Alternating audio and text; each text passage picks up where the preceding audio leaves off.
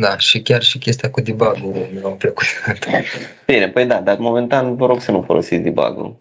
Ce înseamnă când spui că un limbaj e mai low level decât altul sau mai high level decât altul? O să vedeți multe articole în care, nu știu, o să vedeți că un limbaj e high level. Ideea e că nu există un limbaj high level, știi? Există doar e ca și cum ai compara unul cu altul, știi? Și poți să spui că un limbaj e mai high level sau mai low level față de altul. Nu poți să spui că un limbaj e high level. Cu cât într-un limbaj ai acces la mai multe resurse fizice ale calculatorului, da, sau da, cu atât el e mai low level. Și exemplu clasic ar fi între Java și C++, da?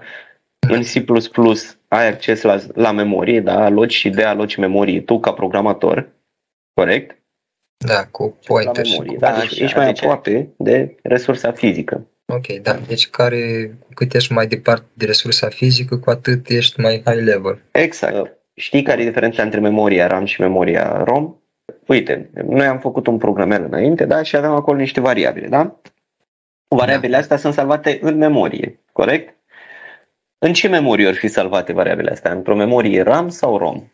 Asta vine de la Random Access Memory. Asta înseamnă că e o memorie care îți asigură același timp de accesare oricărei zone. Da? Deci ce înseamnă că folosește memoria RAM? Da? Înseamnă că salvează variabilele pe care le folosește în memoria RAM. Da? Că el mai folosește și procesor, da? Și alte chestii. Am înțeles. Deci, ok. Deci pentru variabile folosește memoria RAM, dar de exemplu un if